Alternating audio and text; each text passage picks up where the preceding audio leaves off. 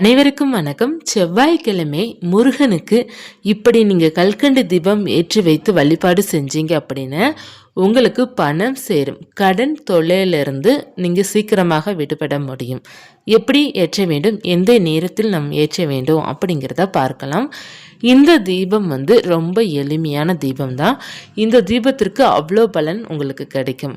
இந்த தீபம் எப்போது ஏற்ற வேண்டும் அப்படின்னா செவ்வாய்க்கிழமை மாலை நேரம் 6 மணிக்கு மேலே இரவு 9 மணிக்குள்ளே. ஒருவேளை நீங்கள் செவ்வாய் ஹொரையில் ஏற்றி வழிபாடு செய்யணும் விருப்பப்பட்டீங்க அப்படின்னா கூட இரவு 8 to 9 இந்த நேரத்தில் கூட நீங்கள் தீபம் ஏற்றலாம். நீங்கள் என்ன செய்ய வேண்டும் அப்படின்னா கொஞ்சம் கல்கண்டு எடுத்துக்கோங்க. அந்த கல்கண்டை வைத்து நீங்கள் எப்படி தீபம் ஏற்றணும் அப்படின்னா முருகனுடைய படத்திற்கு அலங்காரம் செய்துக்கோங்க. சந்தன குங்குமம் பொட்டு வைத்து செவரளி பூக்களால் அலங்காரம் செய்துட்டு சுவாமிக்கு பார்த்தீங்கன்னா முன்னாடி, அதாவது சுவாமி படத்திற்கு முன்னாடி ஒரு தாம்பலத்தட்டுலேயோ அல்லது நீங்கள் வாழை இலையை கூட சின்னதாக கட் பண்ணி கூட வச்சுக்கலாம்.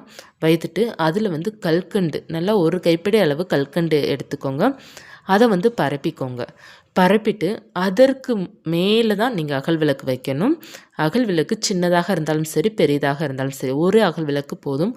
வைத்து பஞ்சுத்திரி இரட்டைத்திரி போட்டு தீபம் ஏற்றி வைக்கணும்.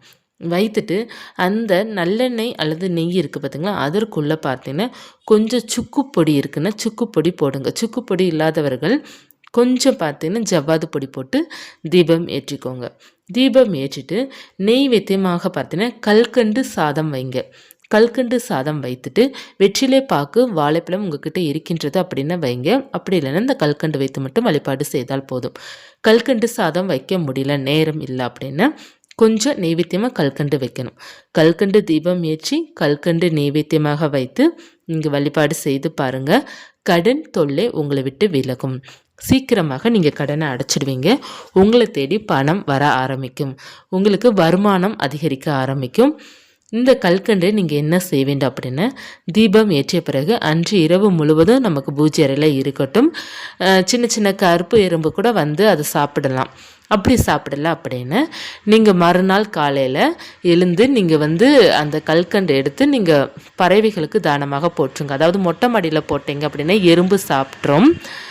அல்லது நீங்கள் ஏதாவது மரத்துக்கடியில் ஒரு கல் இருக்கும் பார்த்திங்கன்னா, அந்த கல்லுக்கு மேலே போட்டிங்கன்னா ஏதாவது ஒரு உயிரினம் சாப்பிட்றோம். அது யாருக்காவது சாப்பிட்ற மாதிரி நம்ம கொடுத்துக்கிடுறது நமக்கு நல்லது. இந்த கல்கண்டு எறும்பு சாப்பிட்ற மாதிரி ஒரு ஒரு தரையில் எங்கேயாவது உங்கள் வீட்டு வெளியிலையோ அல்லது மொட்டை மாடியிலையோ ஒரு இடத்துல நீங்கள் போட்டு வச்சுடுங்க. அது சாப்பிட்டுக்கிடும். அப்படி சாப்பிடும்போது உங்களுக்கு இருக்கிற பிரச்சனைகள் எல்லாமே தீரும். அதாவது பண சம்மந்தப்பட்ட பிரச்சனை எல்லாம் தீர்ந்து பணம் வர உங்களுக்கு ஆரம்பிக்கும். முருகனுக்கு இந்த தீபம் ஏற்றி வைக்கும்போது உங்களுக்கு முற்றிலும் வெற்றி கிடைக்கும்.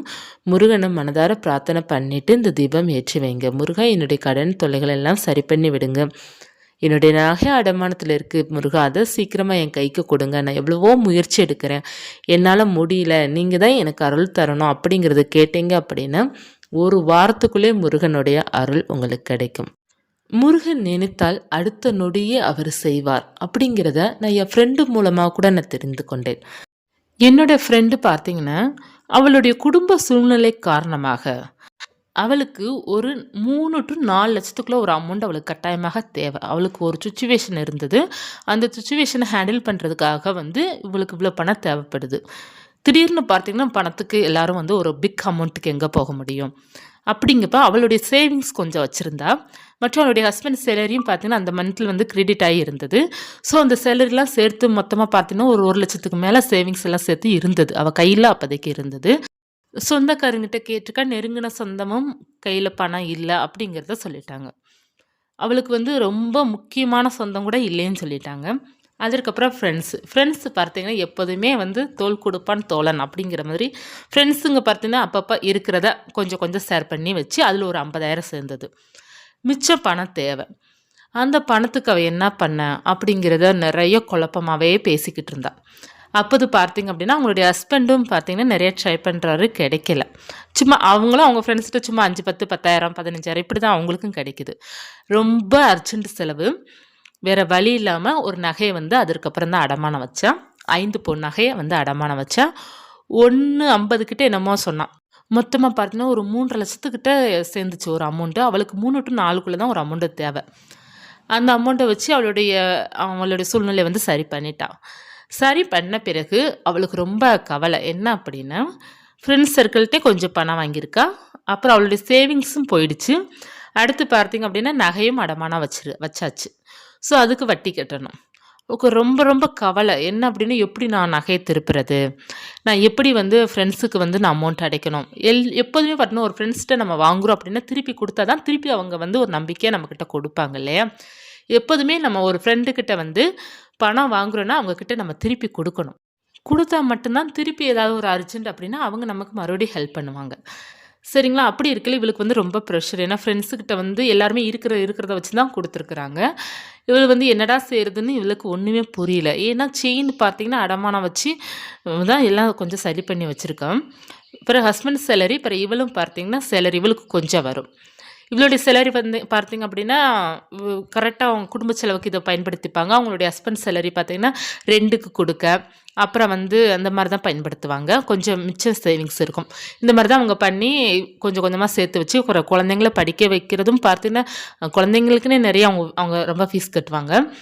கடன் வாங்கிட்டாலே எல்லோருக்குமே பார்த்தீங்கன்னா, பொதுவாக ஸ்ட்ரெஸ் வந்துரும். கொஞ்சம் தூக்கம் இல்லாம ஆயிடும். அதே பிரச்சனை தான் என் ஃப்ரெண்ட் அனுபவிச்சா.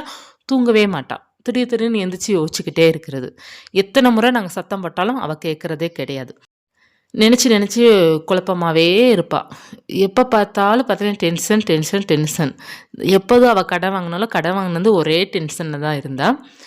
"உன் டென்ஷன முதல்ல குறைக்கணும். முதல்ல முருகன் கோயிலுக்கு போயிட்டு வா. எல்லாம் சரியா போயிடும்" அப்படின்னு நான் சொன்னேன். வார செவ்வாய்க்கிழமை கோவிலுக்கு போயிருக்கா. சுவாமிக்கு தீபம் ஏற்றி வச்சிருக்கா.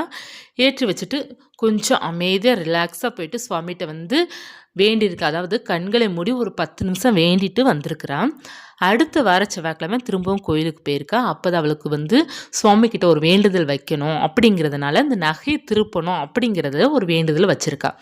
அடுத்த வார செவ்வாய்க்கிழமைக்குள்ள எங்களுக்கு என்ன நடந்தது அப்படின்னா, இந்த சீட்டு பிடிப்பாங்க பார்த்தீங்களா? அவங்கவங்க ஊர்ல வந்து சீட்டு பிடிப்பாங்க இல்லையா? அந்த மாரி இவ ஒரு சீட்டு போட்டிருக்கிறா.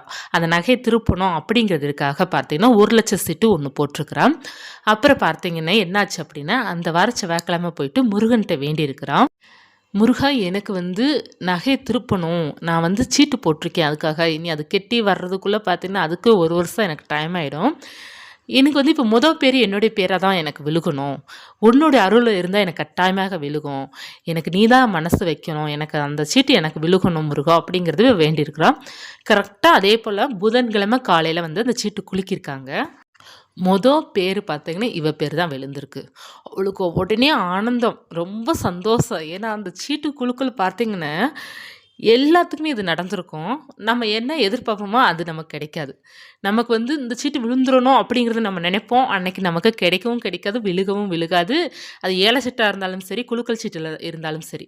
இந்த பிரச்சனை நெறைய பேர நீங்க அனுபவிச்சிருப்பீங்க. எல்லாரும் தான் அந்த பிரச்சனை அனுபவிச்சிருப்பாங்க. இவ வந்து சாமிய கும்பிட்டு, முருகன்ட்ட கும்பிட்டு, "எனக்கு நீ நிச்சயமா உதவி செய். எனக்கு இந்த சீட்டு மட்டும் விழுந்தா போதும். நான் எப்படியாவது நகைய திருப்பிருவேன்" அப்படின்ட்டு கரெக்ட்டா 1,00,000 சீட்டு இவளுக்கு விழுந்துருச்சு. விழுந்த பிறகு இவளுடைய அடுத்த மாசம் அவங்களுடைய ஹஸ்பண்ட் சேலரி, இவளுடைய சேலரி வரும் பார்த்தீங்களா? வரவும் அந்த நகைய திருப்பிட்டா. ஒரே மாசத்துல வந்து நகைய திருப்பிட்டா. எனக்கு ரொம்ப ஆச்சரியமா இருந்தது என்ன அப்படின்னா, இப்ப அவளுக்கு வந்த சீட்டு பார்த்தீங்கன்னா, 1,05,000 1,00,000 தெரியல. 1,00,000க்கு மேல சொன்னா. அந்த சீட்ல அவ இன்னும் அதுல வந்து ஒரு அமௌண்ட் கூட அவ போடல. ஏன்னா, சீட்டு மொத்தமா பேர எழுதுறாங்க. எல்லாருடைய பேரும் எழுதியிருக்காங்க. எழுதிட்டு போடும்போதே அவளுடைய பேர் விழுந்துடுச்சு. அவ வந்து அந்த சீட்டுக்கான 5 பைசா கூட குடுக்கல. குடுக்காம எல்லாரும் சீட்டு பைசா தான் அவளுக்கு குடுக்குறாங்க இல்லையா? அது வந்து அவளுக்கு ரொம்ப சந்தோஷம். முருகனுடைய அருளால தான் எனக்கு இது கிடைச்சது அப்படிங்கிறது என்கிட்ட ரொம்ப சந்தோஷமா சொல்லிக்கிட்டு இருந்தா. எனக்கு அது ரொம்ப மிராக்கலா தான் இருந்தது. ஏன்னா, முருகன்ட்ட நம்ம என்னதான் விழுந்து விழுந்து கும்பிட்டாலும் நமக்கு ஒரு சில காரியம் நடக்க மாட்டேங்குது அப்படிங்கிற ஃபீல் பண்றோம் நம்மளும் இருக்கிறோம். ஒரு சில நேரம் சொன்ன உடனே நடக்குதே அப்படிங்கிற மாரி மிராக்கல் வந்து முருகன் காமிக்க தான் செய்றாரு. முருகன் நினைத்தால் ஒரு நொடியில் நம் வாழ்க்கை வந்து மாறும். அது என்னுடைய ஃப்ரெண்டு மூலமாக நானே தெரிந்துக்கிட்டேன். ஏன்னா, அவளுக்கு வந்து கொஞ்சம் பிரச்சனை அதிகம். என்னென்ன பிரச்சனை அப்டின்னா, அவளுக்கு வந்து லோன் வேற இருக்கிறது எனக்கு தெரியும். அவள் லோன பார்ப்பாளா? இல்ல ஃப்ரெண்ட்ஸுக்கு வந்து பணத்த குடுப்பாளா? இல்ல நகைய திருப்புவாளா? அவ என்னதான் செய்வா? அவளுக்கு வந்து ஒரு அமௌண்ட் அவங்க ஹஸ்பண்ட் நல்ல சேலரி வாங்குறாங்க. வாங்குனாலும் பார்த்தீங்கன்னா, அதுக்கேற்ற மாரி செலவு அவங்க வீட்ல இருக்குது. ரெண்ட் குடுக்கணும். ரெண்ட் பார்த்தீங்கன்னா, 15,000 16,000 சொன்னா. அப்புறம் ஃபீஸ் அந்த பையன் வந்து படிக்கிறான். ஃபீஸு அவன் பசங்களுக்கு கட்டணும். பஸ் ஃபீஸு கட்டணும். அவங்க கிராசரி வாங்கணும். அவங்க குடும்ப செலவு எல்லாம் பார்க்கணும். இப்படி இருக்கும்போது திடீர்னு இப்போ இந்த மாதிரி ஒரு செலவு அர்ஜென்ட் செலவு வேறு வருது. அவள் என்னதான் பண்ணுவா அப்படிங்கிறத அவளுக்கு பார்த்தீங்கன்னா குழப்பம். அவங்க வீட்டுக்காரங்களும் அவங்களுக்கு இதனாலே கொஞ்சம் கொஞ்சம் கருத்து வேறுபாடும் வருது.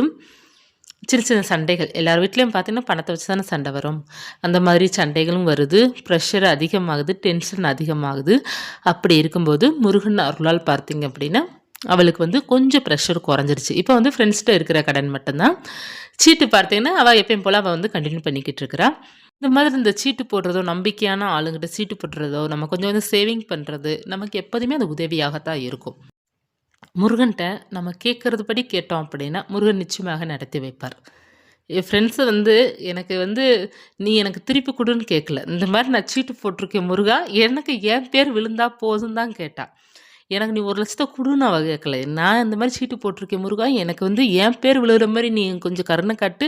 என்னுடைய பேர் விழுந்துருச்சுனாலே போதும், எனக்கு 1,00,000 கையில் கிடச்சிரும் அப்படிங்கிற மாதிரி வேண்டியிருக்கா.